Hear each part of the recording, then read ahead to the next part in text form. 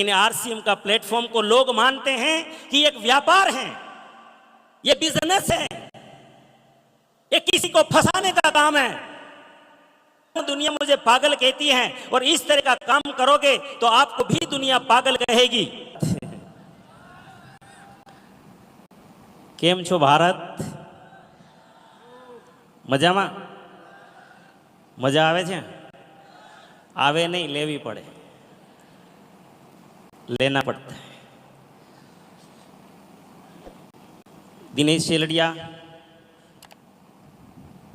राजकोट गुजरात से,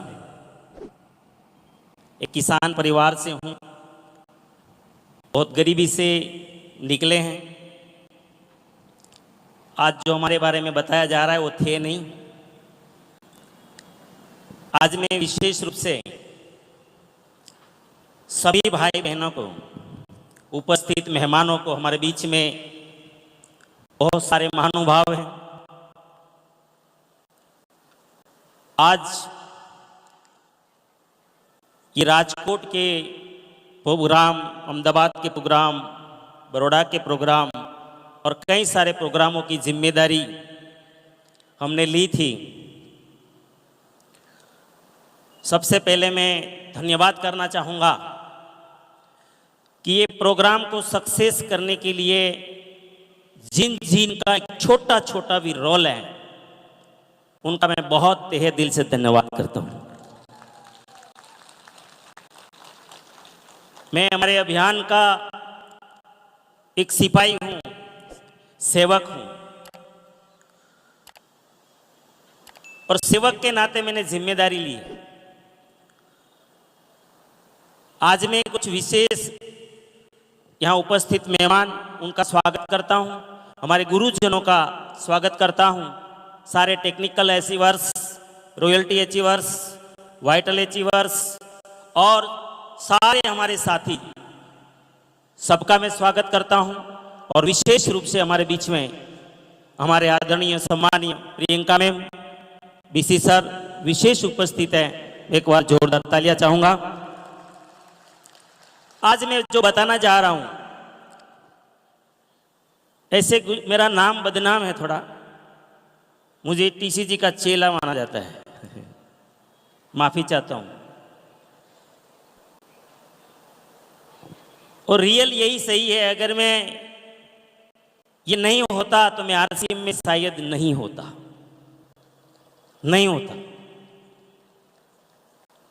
मेरी जिंदगी में मैंने कभी नहीं देखा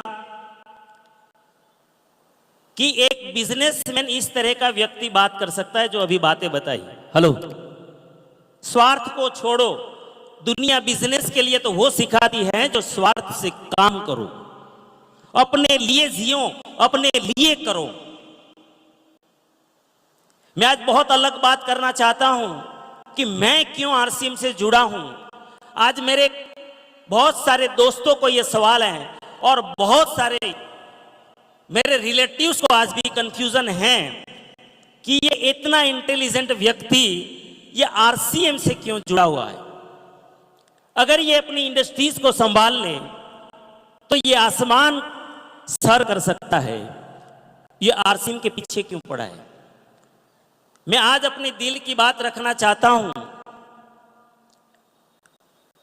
कि मैंने ये क्यों पसंद किया। मैं बचपन से गीता जी का उपासक रहा हूं।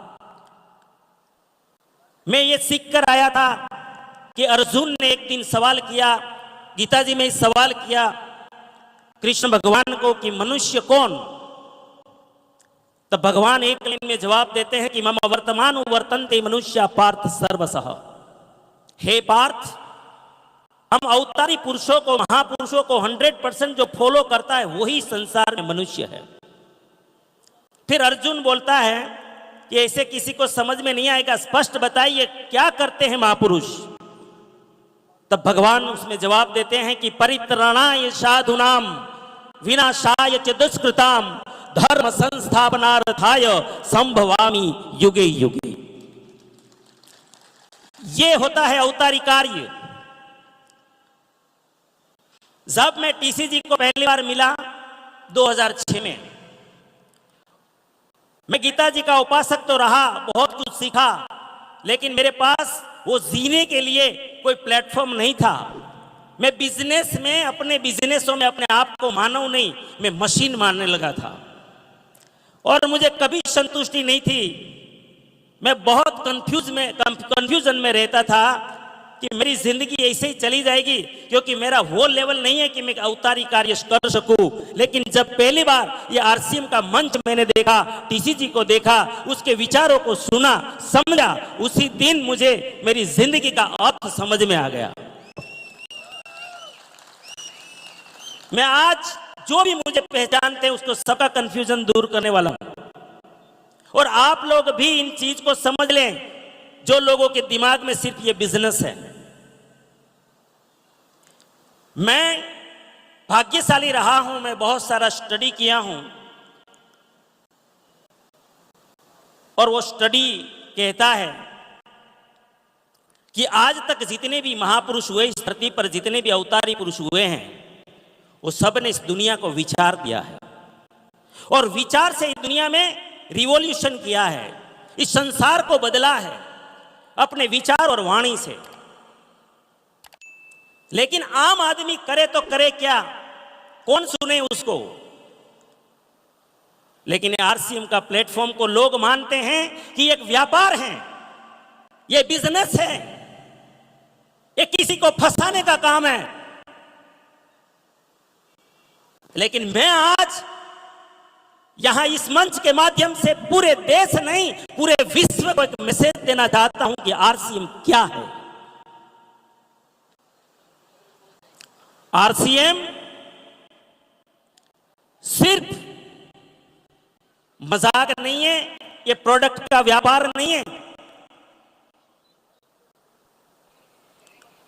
इनको हम समझते हैं कि कुछ पैसों का जरिया है। ये बहुत, इस कॉन्सेप्ट को हमने अन्याय किया है, गलत समझा है।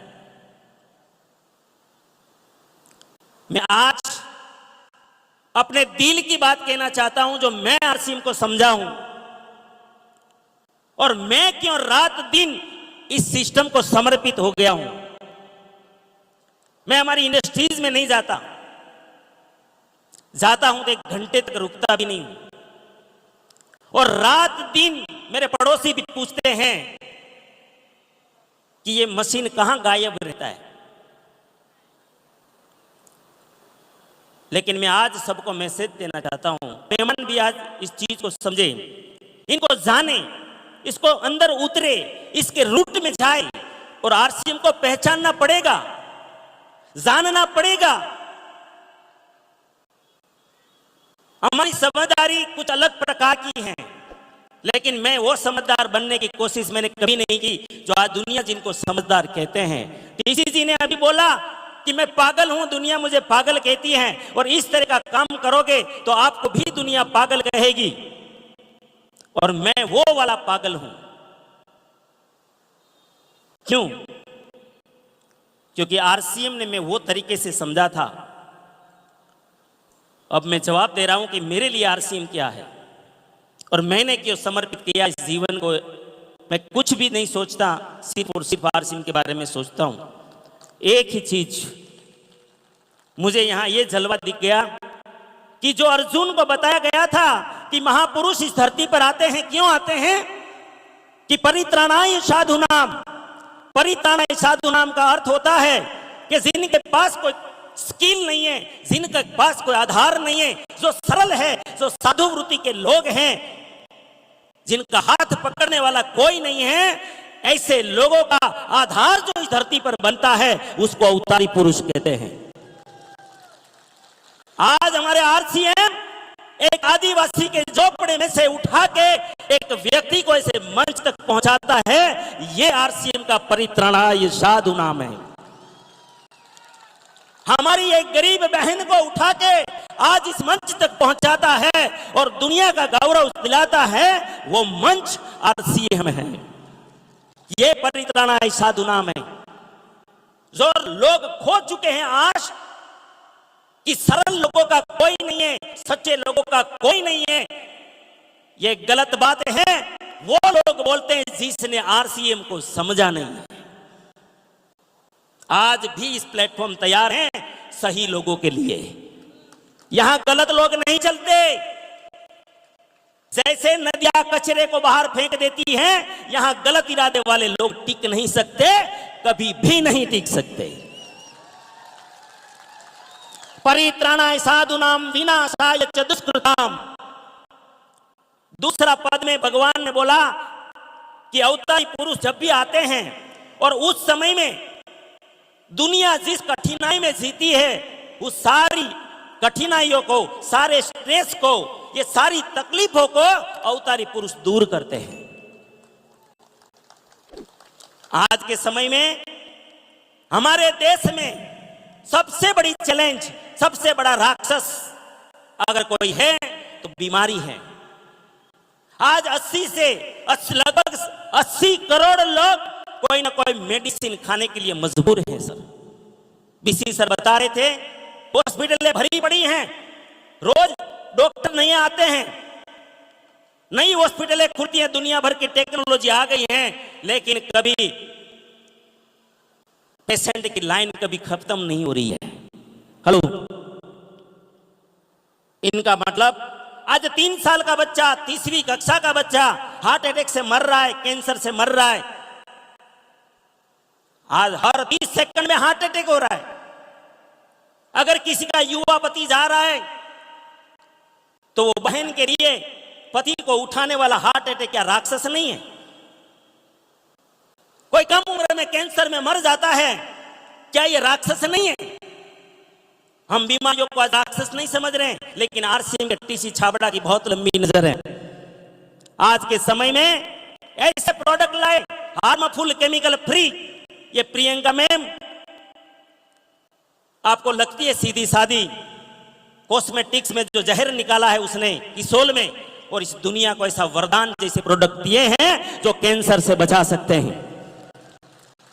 मेडिकल साइंस ने बोला कि डायबिटीज कभी रिवर्स नहीं होता, बीपी कभी रिवर्स नहीं होता, कैंसर कभी रिवर्स नहीं होता, क्रोनिक बीमारियां कभी रिवर्स नहीं होती, लेकिन आरसीएम की प्रोडक्ट ने कई सारी बीमारियां जो क्रोनिक मानी जाती थी उसकी दवाइयां कम कर दी या तो बंद करवा दी। क्या आपको इसको अवतारी कार्य नहीं मानेंगे?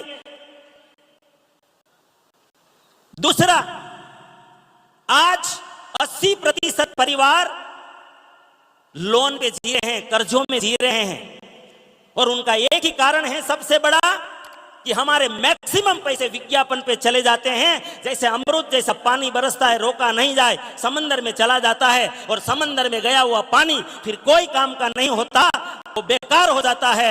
ऐसे आज हमारे विज्ञापनों में जो आज अरबों खरबों रुपये जा रहे हैं, आज आरसीएम ने उसको बचा के आज इंसान के घर में रोजगार पैदा किया है। ये 2 राक्षसों को मारा, और तीसरा राक्षस आज अनैतिकता का राक्षस, भ्रष्टाचार का राक्षस। आज भ्रष्टाचार इसीलिए हो रहा है कि किसी को सिक्योरिटी नजर नहीं आती कि कल मेरा क्या होगा, अगर मैं पद से उतर गया मेरी कमाई कैसे होगी, कल मेरा बिजनेस टूट गया तो कमाई कैसे होगी। इसीलिए आरसीएम ने रॉयल्टी निर्माण की, जिनकी रॉयल्टी आती है कुछ भी आज नहीं बचे, कल फिर आ जाएगा। वो कभी भ्रष्टाचार नहीं करेगा, जानबूझकर अपने आप को बर्बाद नहीं करेगा, बदनाम नहीं करेगा। आरसीएम ने महान रॉयल्टियां पैदा की सर। ये है विनाशाय च दुष्कृताम। आज दुनिया, हमारा देश जिस चीजों से परेशान है, हर समस्या का, चैलेंज का समाधान आरसीएम दे रहा है। धर्म संस्थापनार्थाय, हम हिंदू मुस्लिम सिख ईसाई ये धर्म के वाद में पड़े हैं। मुझे नहीं समझ में आता वो क्या है, लेकिन मुझे लगता है असली धर्म तो वो है कि मैं अगर किसी का पति हूं तो मेरा पति धर्म क्या है, मैं पत्नी हूं तो मेरा पत्नी धर्म क्या है, मैं किसी का भाई हूं तो मेरा भाई का धर्म क्या है, अगर मैं किसी का पड़ोसी हूं तो मेरा पड़ोसी धर्म क्या है, अगर मैं राष्ट्र का नागरिक हूं तो मेरा नागरिक धर्म क्या है, मैं मित्र हूं तो मित्र धर्म क्या है। आज नात जात इस देश में इतनी गलत फहमी, स्वार्थ के लिए हम लोगों को इतने झगड़े में लगा दिए हैं, लेकिन हमारे टीसी छाबड़ा जी ने ऐसा प्लेटफॉर्म दिया कि आज हमें नहीं पता कौन किस जाति, कौन किसी ज्ञाति, कोई किसी नाती, हमें कुछ भी नहीं पता, हम भाषा भेद नहीं जानते, हम नाती ज्ञाति भेद नहीं जानते, हम आपको ये वीडियो पसंद आई है तो लाइक कीजिए और चैनल को सब्सक्राइब करना बिल्कुल भी मत भूलिए और जल्द मिलते हैं नेक्स्ट वीडियो के साथ। नमस्कार, जय आर सी एम साथियों।